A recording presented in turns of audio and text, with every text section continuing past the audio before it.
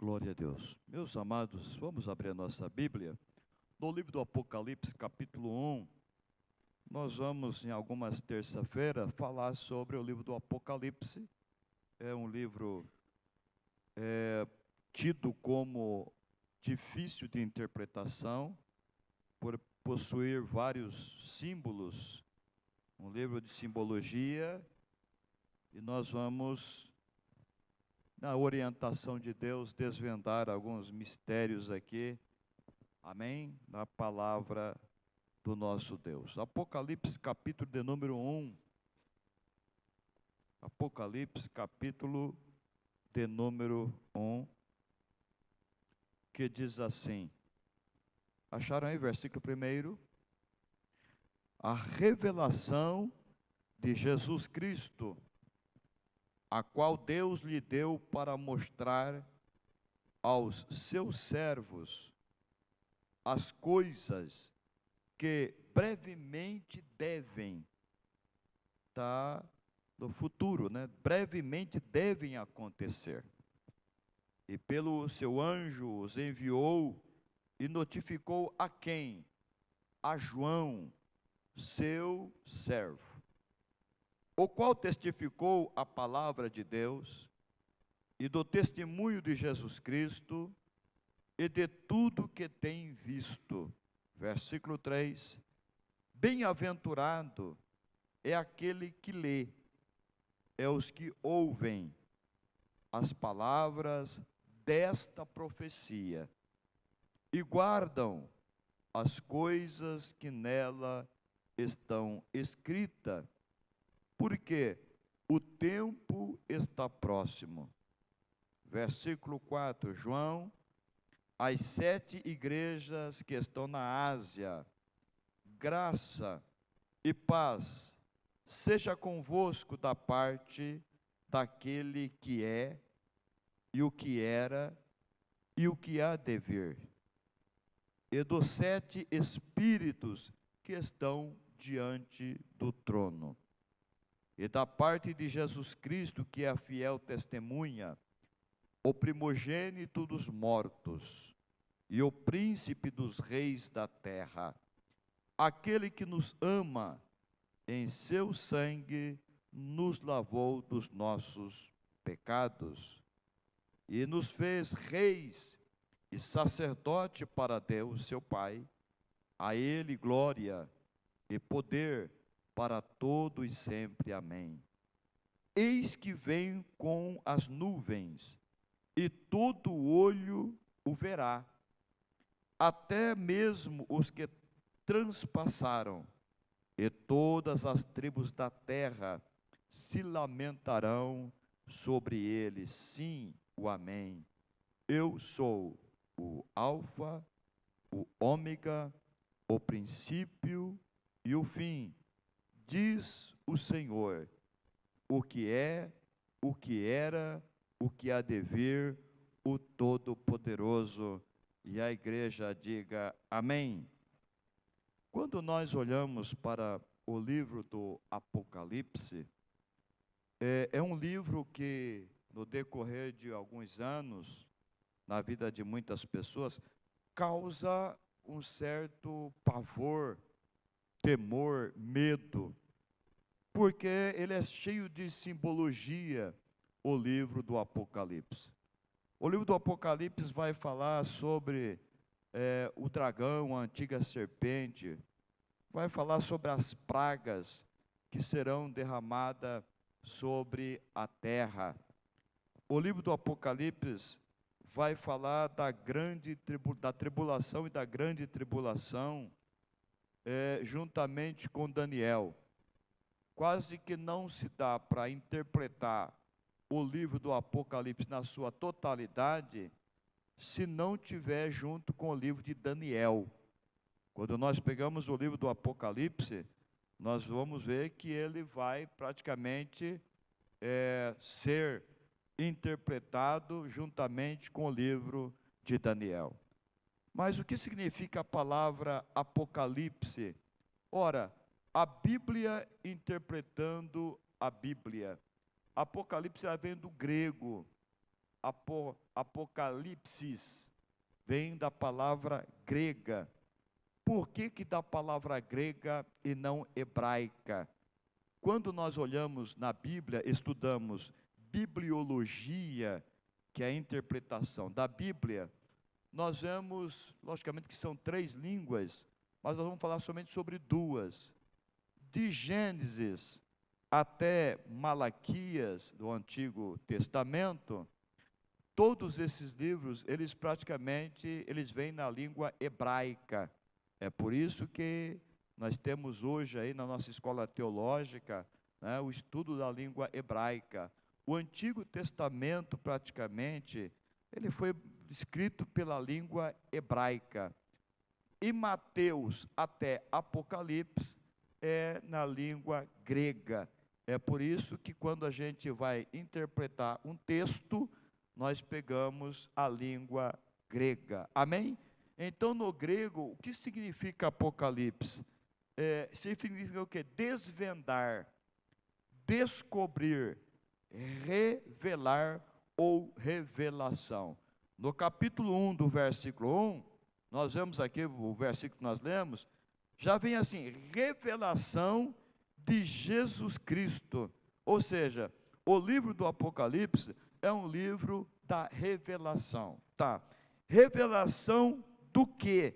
Revelação do quê e para quê? A revelação do livro do Apocalipse, ela está baseada praticamente nas coisas presente, passado, presente e futuro.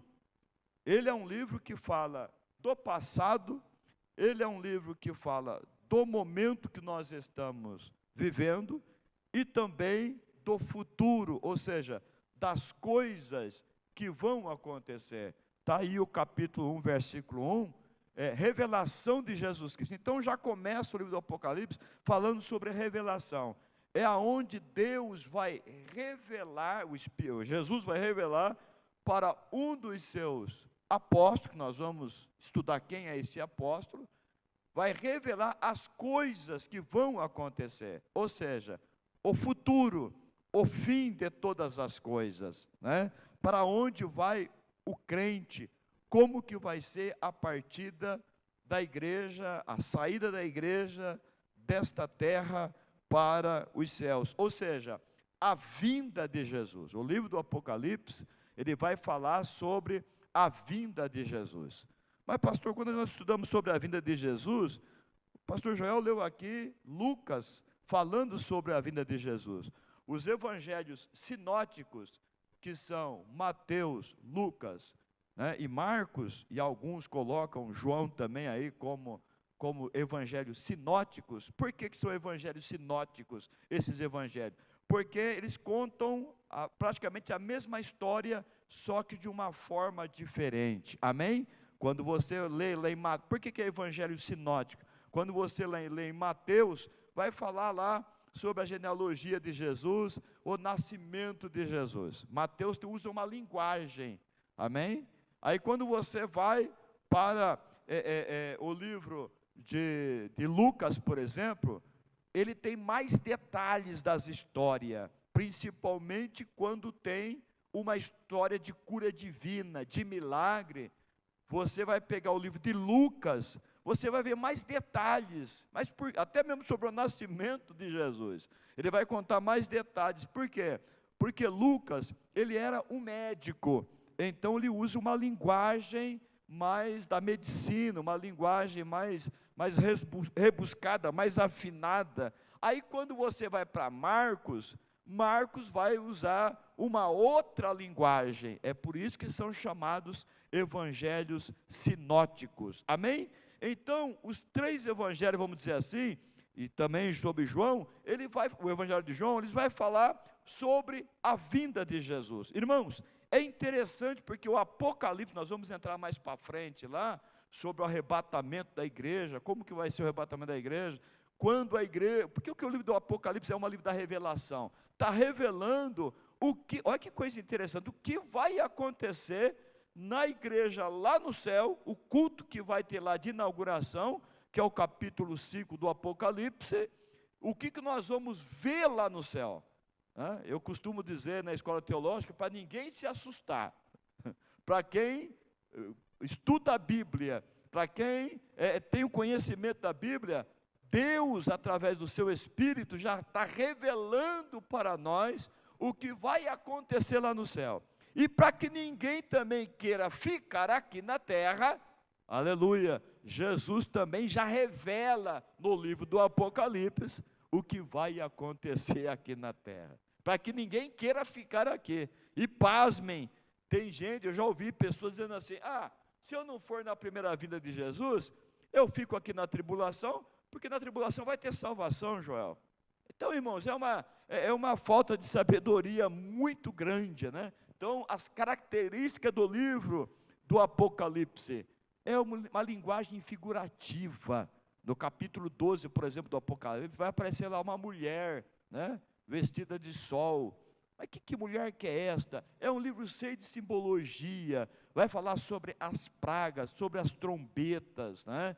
O que é isso? Vai falar sobre uma besta, a besta que subiu do mar, a besta que subiu da terra. O que é isto? É um livro cheio de simbologia. Para eventos o quê? Futuro, mas ao mesmo tempo, o livro do Apocalipse, ele revela também o quê? O passado. Aonde está o passado, pastor? No livro do Apocalipse. Nós vamos, aqui hoje é só uma introdução, mas nós vamos entrar nos próximos cultos aí, falando sobre as 7 igrejas da Ásia. Aí é o quê? Tem coisas na igreja da Ásia, que está no livro do Apocalipse, que já aconteceu nesta terra, nesse tempo presente. Ou seja, para nós é coisas passadas, amém? Também o presente, o que está acontecendo hoje. O livro do Apocalipse é muito interessante, que quando você entra nas 7 igrejas da Ásia, né, a partir do capítulo 2, você vai ver lá qual igreja que nós somos. Nós somos a igreja de Sardes, nós somos a igreja de Tiatira, né? Nós somos a igreja de Pérgamo. Que igreja que nós somos? Então é interessante nós estudarmos o livro do Apocalipse. E na minha visão, e nenhum livro da Bíblia nos traz mais temor, irmão Josias, mais assim, choque do que o livro do Apocalipse. É interessante, tem gente que tem até medo de ler o livro do Apocalipse, porque fica com medo, e realmente, porque ele revela as coisas que vêm pela frente, amém? Então, quando nós olhamos o livro do Apocalipse, primeiro vamos ver aqui, dá um toque aí, vê se consegue, eu acho que mais para frente, a importância de estudar o livro do Apocalipse. Por que estudar Apocalipse? Porque ele vai nos, mais para frente, por favor, ele vai nos revelar a última, isto.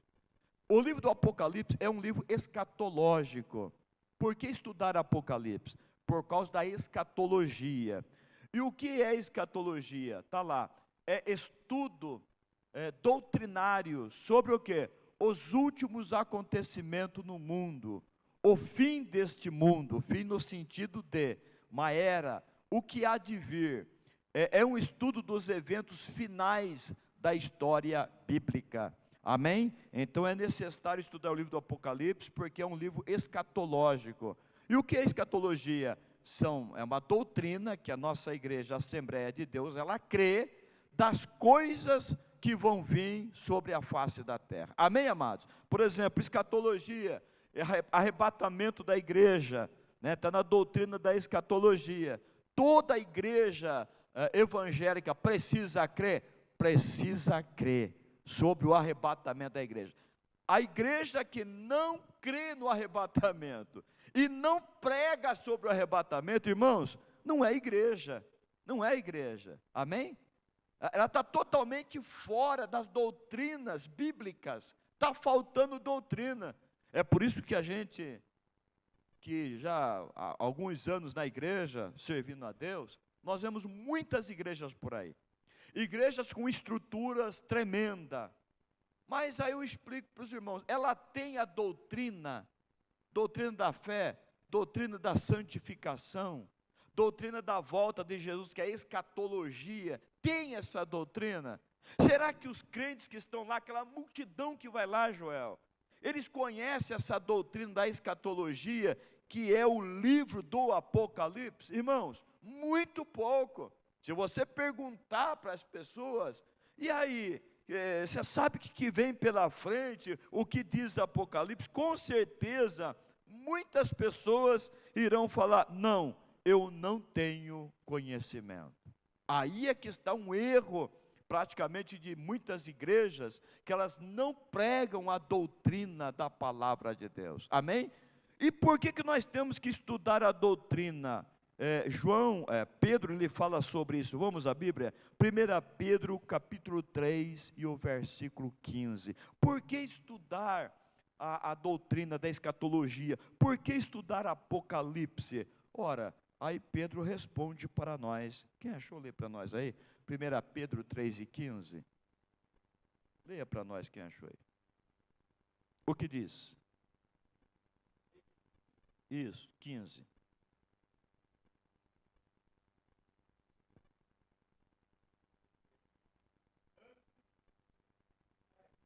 Antes santificai a Cristo.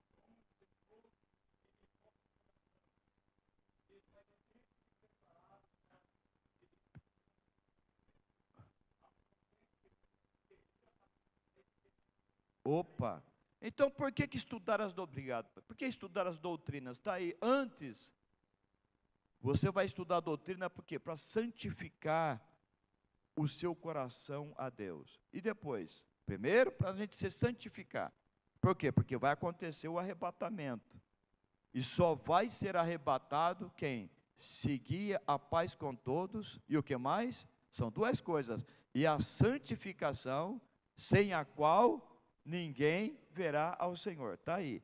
Depois, Pedro diz assim também, ó, para que estejais o quê? Preparado. Preparado para quê? Para responder a quem? A outra pessoa.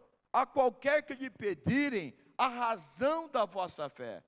Ou seja, Wagner, por que você é crente? Aí você tem que responder mediante a doutrina da palavra de Deus. Porque muitas vezes a pessoa diz, por que você é crente? Por que você vai na igreja? Ah, porque eu fui curado, Jesus me curou, estou lá. Irmão, é muito vago. Por que você é crente? Ah, porque Deus, eu estava desempregado, Deus abriu uma porta de emprego para mim. Não, isso não é base bíblica, doutrinária. É por isso que Pedro diz assim, para que estejais preparado para responder a qualquer que lhe pedir, qualquer pessoa que chegar para você, Joel, qual que é a razão da vossa fé? Ué, porque Jesus morreu na cruz para me salvar, perdoou os meus pecados, escreveu o meu nome no livro da vida e me garantiu vida eterna. Olha aí, esta resposta, ela é o quê? Doutrinária. Pergunta para as pessoas, se você quiser fazer um teste amanhã lá no seu trabalho, que igreja que você é? Sou de tal igreja. E por que você vai lá? Qual que é a razão da sua fé? Ah, eu gosto lá porque lá canta, lá tem um grupo bonito lá, eu me sinto arrepio. Isso não é, irmão, é doutrina. Doutrina está aqui, qual que é a razão da sua fé? Aí Pedro diz assim, para que você responda, aleluia. Então é por isso que nós temos que estudar o livro do Apocalipse. Eu posso ouvir um amém? Por que temos que estudar o livro do Apocalipse? Porque ele fala sobre a volta de Jesus. A primeira vinda de Jesus ocorreu quando? Ora, na contagem dos anos, quando você vai para uma faculdade, quem frequentou faculdade sabe disso, os livros de história, está lá, AC antes de Cristo e DC depois de Cristo, sim ou não? Está lá, AC antes de Cristo. Por quê? Porque ali marcou a história da humanidade. A primeira vinda de Jesus, olha que coisa interessante, ela praticamente o Velho Testamento inteiro foi anunciado as profecias que Jesus iria vir sobre a terra, sim ou não? Um exemplo, lá no livro de Isaías, capítulo 9, versículo 6, é isso? Porque um filho nos nasceu, e o seu nome será maravilhoso, conselheiro de Deus forte. Então ali era uma profecia. Quantas profecias do Antigo Testamento, antes de Jesus vir à terra? São aproximadamente 400 profecias no Antigo Testamento. Que Jesus iria nascer no ventre de uma mulher. Aproximadamente 400 profecias falando sobre a vinda de Jesus. Jesus veio ou não veio? Veio. Há 2000 anos atrás. Teve na terra. Agora, quando ele passa aqui 33 anos na terra, 30 anos de vida, 3 anos de ministério, 33 anos, ele também deixou uma palavra profética, que ele voltaria para buscar o seu povo, sim ou não? Quantas profecias existe agora que Jesus vai voltar no Novo Testamento? Aleluia, são 1845 profecias aproximadamente que Jesus vai voltar. Ou seja, esta segunda vinda de Jesus, que nós vamos entrar em Apocalipse, hoje não dá tempo, é só o começo. Deus está dando mais importância a esta segunda vinda dele nas nuvens, ou seja, as duas segundas vindas, não é só a primeira. É interessante o livro do Apocalipse, ele nos mostra isso. A primeira vinda foi quando? Quando ele nasceu lá na manjedoura, os irmãos conhecem a história. Então, no Antigo Testamento, houve 400 profecias. Agora, Jesus vai voltar? Vai, mais 2 vezes na terra. Eita! Mas como assim, pastor? Primeira vinda que vai acontecer o quê? Jesus vai vir, vai parar nas nuvens, amém? Todo mundo o verá? Não, é só os crentes, aleluia, é só os crentes. Nós seremos o quê? Arrebatado. Quem estiver vivo, vai ser arrebatado. E quem morreu, que foi enterrado, morreu com Cristo, vai ser ressuscitado. Olha só que coisa linda. Esta segunda vinda que Jesus virá, ele vai trazer todas aquelas pessoas que morreram em Cristo, que morreram nele, desde o tempo, né, vamos dizer assim, de Adão até a sua vinda. Amém? E a terceira vinda, pastor, está aqui no livro do Apocalipse. Vamos voltar aqui no capítulo 1, que nós lemos aqui no capítulo 1, versículo 7. Capítulo 1, versículo 7 do Apocalipse, que diz assim: eis que vem com as nuvens, o que mais?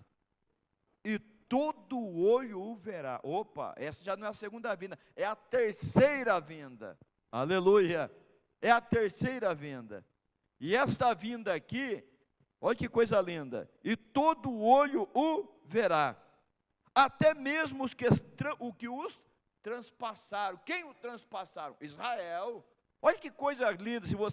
A minha Bíblia é tudo riscada, tem crente que não gosta de riscar a Bíblia, é necessário você anotar, amém? Então aqui o Apocalipse, versículo 7, eis que vem com as nuvens. Essa vinda que está aqui no versículo 7, não é a segunda vinda, é a terceira vinda, que todo olho verá, até mesmo os que transpassaram, que mataram Jesus lá na cruz. Quem? Israel.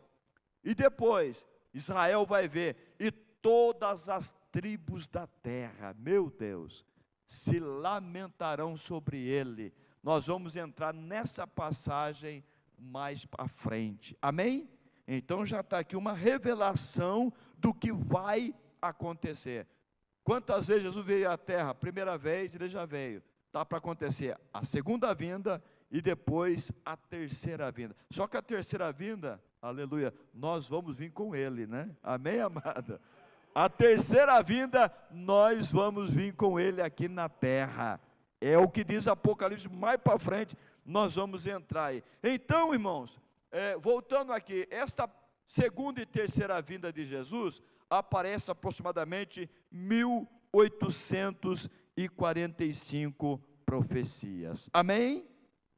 Voltando aqui ao capítulo 1, diz assim: Jesus revelou a quem? A João. A João. Jesus revelou a João. E quem era João? Outra coisa aqui, quem era João? Vamos lá, Jesus tinha quantos discípulos? Quantos discípulos Jesus tinha? Quantos discípulos Jesus tinha, irmãos? 12 discípulos. Agora, um deles era João. Este João aqui, que foi discípulo de Jesus, praticamente que teve a revelação da parte de Deus. Amém? Quando nós olhamos aqui no livro do Apocalipse, nós vemos que aproximadamente todos os discípulos tiveram uma morte trágica, né? Todos eles tiveram morte trágica. Um foi decapitado, outro cerrado ao meio. Por exemplo, Pedro foi crucificado de cabeça para baixo, na terceira forma de cruz, porque quando nós olhamos na história, os romanos matavam criminosos, pessoas que eram contra o governo romano, sim ou não? Matavam. Então tinha 3 formas de cruz. A primeira cruz era uma cruz em forma de um T, só que não tem a parte de cima, só tem a parte horizontal e a vertical. Então ela tinha praticamente uma parte e a outra parte. Eram 3 tipos de cruzes que os romanos sacrificavam pessoas, criminosos, pessoas que eram contra o governo. E depois tinha o segundo tipo de cruz, que era uma cruz igual um X, aonde as pessoas que eram presas ali, uma mão à direita e as pernas abertas, formavam um X. E ali matavam aquelas pessoas. Segundo a tradição e a história, Pedro morreu nesta cruz em forma de X. E outra, de cabeça para baixo. Morreu desta forma. Outros morreram na cruz. Só que na primeira forma de cruz, ele não tinha apoio na cabeça. Por quê? A cruz é horizontal e vertical e a cabeça ficava pendurada. Aí Jesus morreu na terceira forma de cruz. Foi crucificado na terceira forma de cruz. Qual era a cruz? Era a cruz como um T, uma cruz mesmo. Hein? Amém? Por que Jesus não morreu na primeira forma de cruz? Olha que coisa interessante. Por que ele não morreu, não crucificaram ele na primeira forma de cruz? Porque esta primeira forma de cruz, ela apontava para um lado direito, ela apontava para o lado esquerdo e ela apontava para baixo. Mas esta parte aqui não apontava para cima, então não teria significado nenhum a cruz de Cristo. Ele também não morreu na segunda forma de cruz, que é como um X que Pedro morreu. Porque apontava para lá, apontava para lá, apontava para baixo, mas não apontava para cima. Também se Jesus morresse nesta forma de cruz, não tinha significado nenhum. Jesus morreu na terceira forma de cruz, que é a cruz que apontava à direita, que apontava à esquerda, apontava para baixo e apontava para cima.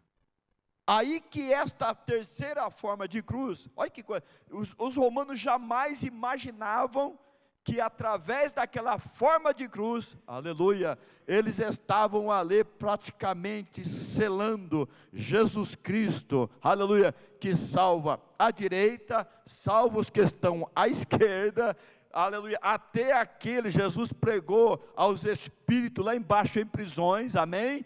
Pegou aonde estavam aqueles que estavam no Antigo Testamento, que estavam esperando Jesus, que pregaram Jesus, que profetizaram sobre Jesus. Jesus desceu lá embaixo, revelou, disse: eu sou o Cristo, aleluia, que vocês profetizaram lá atrás. Pegou o cativeiro e transportou agora para os céus, aleluia. Então, amado, seja no mundo vertical, seja no mundo horizontal, seja no mundo espiritual, Jesus Cristo, Ele é vencedor, aleluia. Então, por isso que quando nós olhamos pela escatologia, a terceira forma de cruz que Jesus foi crucificado. Então, voltando aqui, praticamente, não dá tempo, mas praticamente quase todos os discípulos tiveram morte trágica. Agora, só João, que foi preservado. Por quê? Jesus falou uma profecia para João, dizendo que João não seria martirizado, não teria uma morte trágica como teve outro. Mas por quê? Irmão, tem tanta coisa aqui que a gente olha e diz, meu Deus do céu. Quando João escreveu aqui o livro do Apocalipse, ele já era um ancião. Já fazia, segundo a parte teológica, aproximadamente 60 anos que Jesus tinha vindo à terra, morrido lá na cruz, ressuscitado e voltou para o céu. Amém, amados?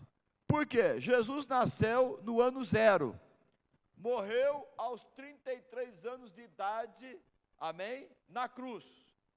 Passou-se aproximadamente quase 60 anos. João estava vivo ainda. Pedro tinha falecido.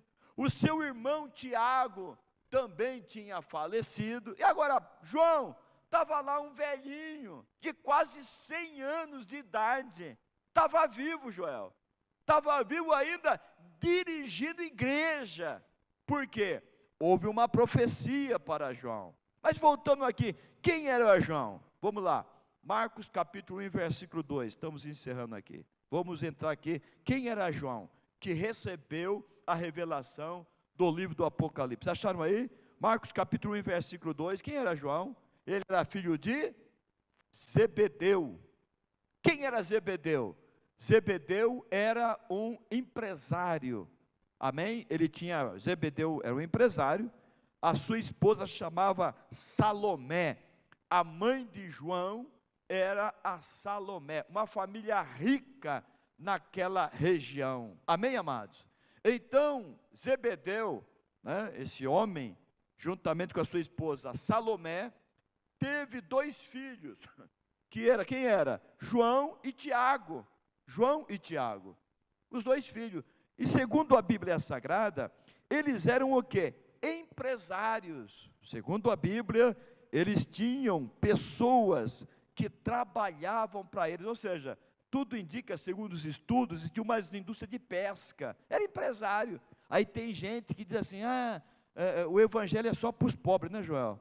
É só para os pobres. Não, desde aquela época, aleluia, desde aquela época de Jesus, tinha rico, irmãos. Vai falar de uma mulher, de uma tal Maria lá, que era esposa de um procurador, homem da alta sociedade. E João, esse que escreveu o Apocalipse, que mais tarde foi discípulo de Jesus, ele era filho de Zebedeu. Segundo a Bíblia Sagrada, João, ele tinha um temperamento um pouco forte. Por quê? Eles eram chamados de filho do trovão. Esquentado. A Bíblia diz que certa vez não quiseram receber Jesus em Samaria. Eles ficaram tão bravos, Senhor, vai orar aqui, vai descer fogo do céu e vai consumir todo esse povo aí. Eu disse, não, rapaz, para com isso. Tão nervoso que ele era. Irmão, 3 anos vivendo com Jesus, recebendo os ensinamentos de Jesus. Este João que escreveu o Apocalipse, aí lá quando era mais velho, aí era o quê? Era o discípulo amado. Aleluia. Começava a chamar agora o seu livro chama de filhinho. Não tem um discípulo que falava mais sobre amor como João. Lendo um autor esses dias dizendo assim, quem anda com Jesus, aleluia, tem a sua vida transformada. Quem anda com Jesus, aleluia, ele tem o seu caráter formado, oh glória. Quem anda com Jesus, até o temperamento dele muda, sim ou não, irmãos? Até o temperamento dele muda, de filho do trovão para o discípulo do amor. Olha que coisa, né? O discípulo do amor, amém? Então quem era João? Ele era filho de Zebedeu, e a sua mãe chamava Salomé. Eles tinham uma empresa, eles tinham muito recurso. Escute, Quando a gente olha para a Bíblia Sagrada, tem personagens que ele não entra muito nas mensagens. É aquele personagem oculto, sim ou não? Discípulos ocultos, que fizeram tantas coisas, mas quase não se prega sobre ele. E Salomé, quando a gente olha para Salomé, a mãe de João, que escreveu o Apocalipse, esta mulher, segundo a Bíblia, ela fazia parte, Joel, daquele grupo de mulheres empresárias, olha aí, grupo de mulheres empresárias, que sustentava o ministério de Jesus, ou seja, Jesus e mais 12 homens, imagina, essas mulheres, da onde vinha o sustento? Os homens não trabalhavam, saía da Galileia, ia para a região de Cafarnaum, de Gesareia, e lá praticamente andavam 70, 80 quilômetros, precisavam comer, precisavam se alimentar, tamanho é que o ministério de Jesus tinha o quem? Um tesoureiro, tinha um tesoureiro lá, e quem ajudava a sustentar esse ministério de Jesus? Aleluia, era um grupo de mulheres. Vamos para a Bíblia? Lucas, Evangelho de Lucas, no capítulo de número 8, versículo 2, até o versículo de número 3, leia para nós, ou coloca aí na tela, Lucas capítulo 8, versículo 1, joga no versículo 1 primeiro, versículo 1, e aconteceu, olha aí, versículo 1, e aconteceu que depois disso, que andavam, olha aí, Jesus andava de cidade em cidade, amém? De cidade em cidade, de aldeia em aldeia, fazendo o quê? Ele e os 12 homens, pregando e anunciando o evangelho de quem? Do reino, fazendo a obra, ou seja, tempo integral. E o que mais? E os 12 iam com ele, imagina, Joel, 12 homens atrás dele, de Jesus. Quem que fornecia alimentação para esses homens? Quem que fornecia sandália para esses homens? Quem que fornecia roupa para esses homens? Aí entra o versículo 2, olha aí que coisa linda, e algumas mulheres, aleluia, que haviam sido curadas, eram crentes, viu? De espíritos malignos, algumas mulheres, o que mais? Que tinham sido curadas de enfermidade. Aí o autor Lucas, é por isso que eu gosto de Lucas, que ele dá mais detalhe, ele cita algumas mulheres aí, ó, Maria, chamada Madalena, da qual havia saído quanto? 7 demônios, eita glória, esta mulher estava tão grata a Jesus, e ela também era uma mulher de posses, que ela fazia parte deste grupo feminino. Se não, você faz parte do grupo que ajuda Jesus na missão, eu quero entrar também. E esta mulher tão grata a Jesus, que ela entrou neste grupo de mulheres que sustentava o ministério de Jesus. Olha o versículo 3 para nós concluirmos aí. E Joana, olha lá, mulher de Cusa. Quem que era Cusa? Procurador de Herodes. Procurador de Herodes. Quem que era Herodes? Quem que era Herodes, irmãos? Era rei na época. Era rei, fazia parte do governo romano. Esta mulher aí, aleluia, quando chegarmos no céu, nós vamos conhecer esta mulher. Amém, amados? Discípulos ocultos que não aparecem. E eu vejo, quando eu estava lendo essa passagem, o versículo 3 de Lucas, quantas pessoas na igreja que ajudam a obra, mas não aparecem. Aleluia. Quantas pessoas, elas não pregam, elas não cantam, mas elas sustentam a obra de Deus. Você pode glorificar a Deus por isso? Então, como que o ministério de Jesus era sustentado? Porque precisava comer pão e peixe, precisava de roupa, de túnica, precisava de sapato, de sandálias, né? Pagar impostos. A Bíblia diz que eles pagavam impostos, né? Quem? Essas mulheres, olha só, Joana, mulher de Cusa, procurador de Herodes, e Susana, e muitas outras, que a Bíblia não diz, o grupo era grande, e muitas outras que os serviam com os seus bens. Alguma tradução diz renda, Outra diz, com as suas, a minha tradução diz, e serviam com as suas fazendas. Amém, amados? Tem alguma tradução que diz fazenda aí? Tem? Tem aqui, ó. Que lê para nós aí, Joel, por favor, só para concluir. Olha só, e muitas outras o serviam com as suas fazendas, ou seja, a renda daquela fazenda, daquele dinheiro. Era Pedro que tomava conta do dinheiro? Não. Era Tiago? Não. Era Bartolomeu? Não. Quem que era? Era Judas. Judas era, Joel, era o financeiro lá, Joel. E conhecia o homem de finanças, conhecia. Ô Judas, tem dinheiro aí para comprar pão e peixe? Tem aqui. Ô Judas, tem dinheiro para comprar sandália? Tem, Jesus. Vamos comprar sandália. Então veja bem que o ministério de Jesus era muito bem equipado. Voltando aqui, que eu quis fazer menção, que além de Salomé, a mãe deste João aqui, ter dado seu filho, seus dois filhos, né, que foi João e Tiago, para fazer parte do ministério de Jesus, ela também sustentava o ministério de Jesus. Alguém vai dizer, pastor, mas Salomé, a mãe de João e de Tiago, era esperta. Era. Por quê? Naquela época, quem dominava a Israel era os romanos. Os romanos eram como os Estados Unidos hoje. Eles eram a força potente ali, dominavam. Israel tinha que pagar imposto para eles. Israel não tinha governo. Quem governava na época era Herodes, era Nero, era estes reis aqui. Amém, amados? É por isso que fala lá, procurador de Herodes. Herodes que reinavam, que era o rei daquela época, o governador, melhor dizendo. Então, voltando aqui, quando nós olhamos para esta época aí, então tinha que se pagar impostos para Roma. Amém?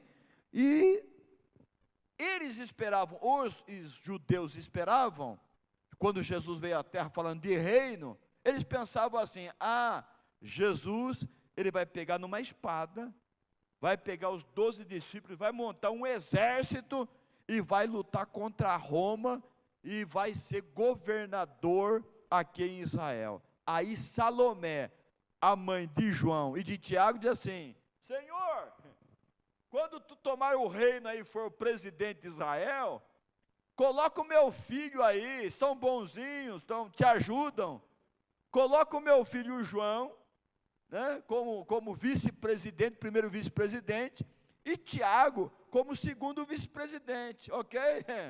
Jesus assim, vocês não poderão beber o cálice, aleluia, que eu beba, jamais. Ou seja, a mãe de Tiago, de João aqui, porque eram novos convertidos, né, não tinham conhecimento, pensava que Jesus ia ser um político, ia ser um governador, vai ter o primeiro presidente e o segundo vice-presidente. Jesus assim, não, vocês estão totalmente enganados, lá na frente vocês vão ver que vocês não poderão beber o cálice que eu beba. Só que Jesus fez uma promessa para João, disse, João, você vai ficar até o final, todos vão ter morte trágica, mas você não, você vai ficar até o final, porque eu vou te revelar algumas coisas para você. Amém, amados? E de fato, Jesus profetizou, todos eles praticamente tiveram mortes trágicas. E João?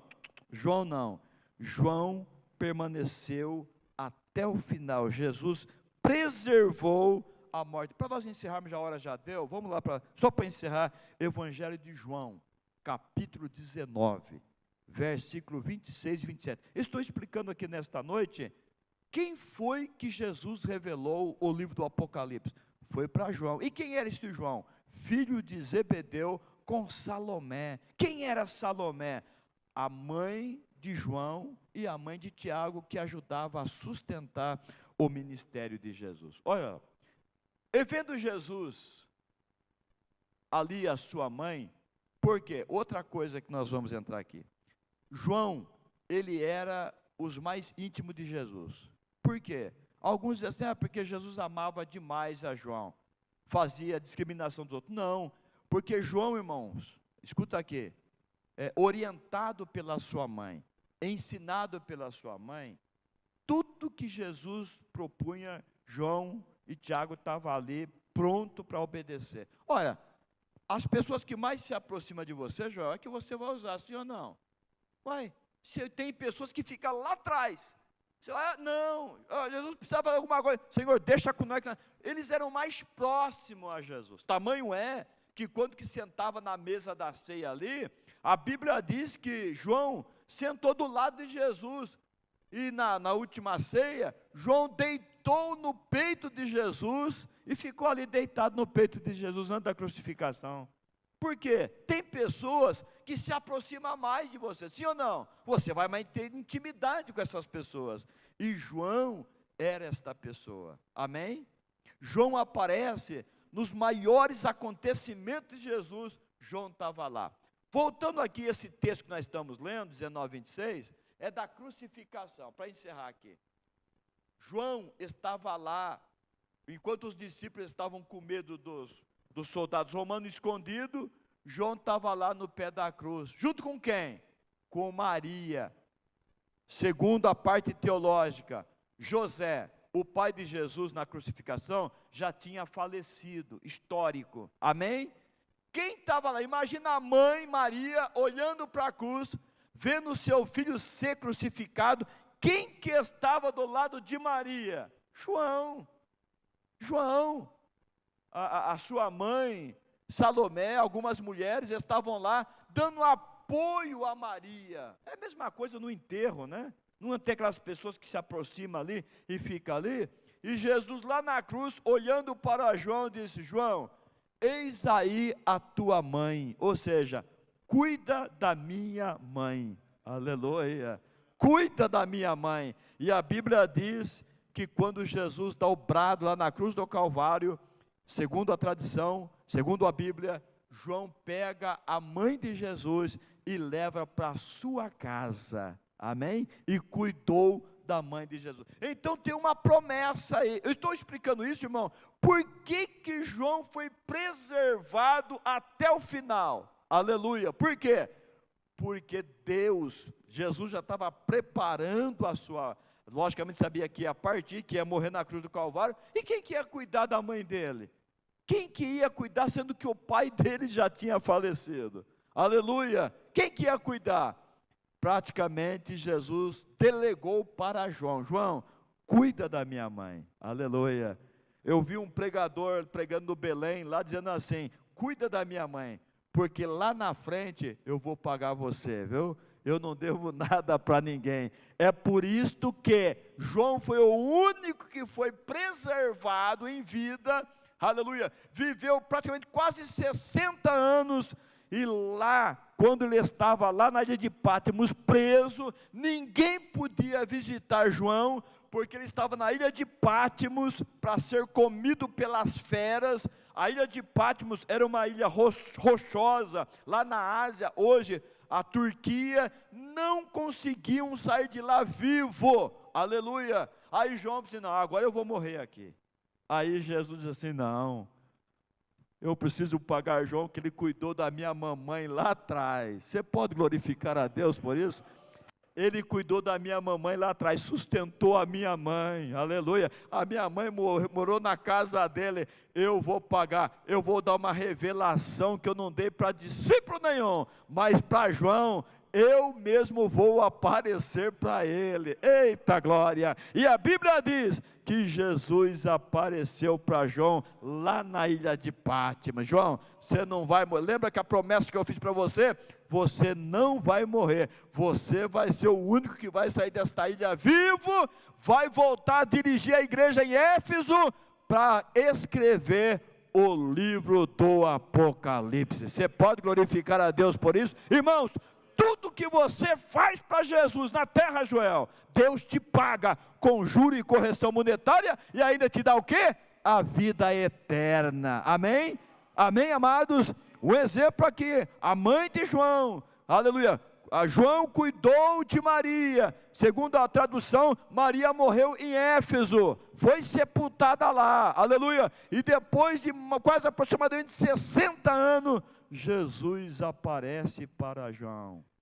Oh, aleluia, João. Sou eu, João, aleluia, eu vim te visitar.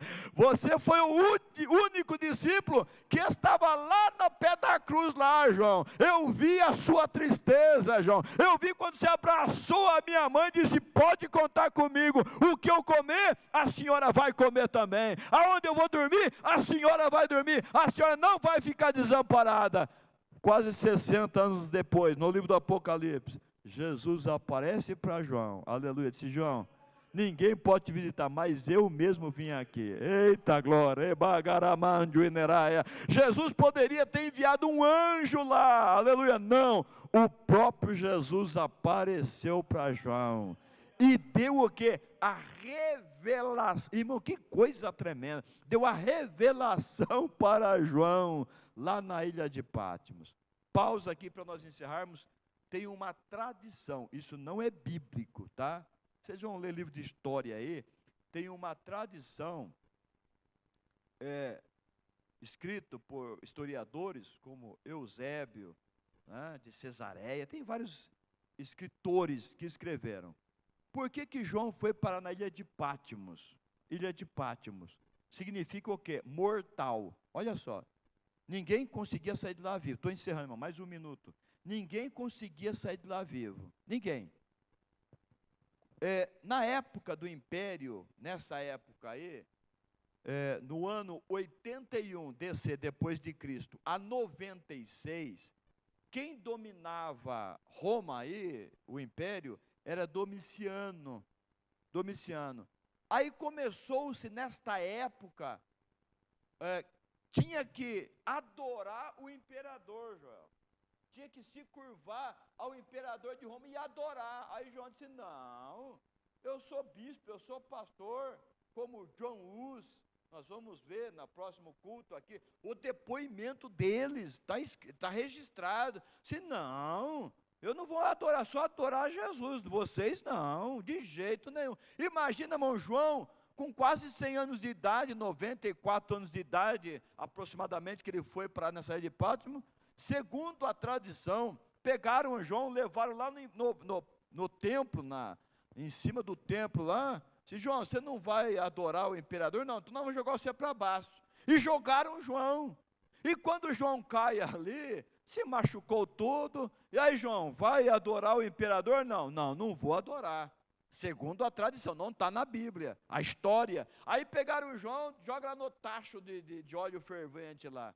Aí jogaram João lá. Aí por que João não morreu quando foi jogado lá do pináculo do templo? Porque Jesus deu uma promessa, você não vai morrer, aleluia. Você cuidou da minha mãe, eu preciso revelar alguma coisa para você, que você tem que escrever a igreja, as 7 igrejas da Ásia e a igreja do Boa Esperança também. Você não vai morrer. Segundo a tradição, o imperador jogou João também num tacho. E estava lá fervendo, agora ele vai morrer, e todo mundo esperando, irmão, um tacho de óleo fervendo, como se frita uma batata, né, você joga uma batata na hora, jogaram o João lá também, se não, ele não morreu não, tira ele de lá, aí tiraram de lá, foram ver, estava ileso, aí disse, não, então joga lá na ilha de Patmos, lá ninguém sai vivo, porque é a ilha mortal, aí colocaram o João lá, quem apareceu lá? Jesus, João, falei que eu ia vir, João, eu vim aqui. Aleluia, eu vou te revelar o Apocalipse.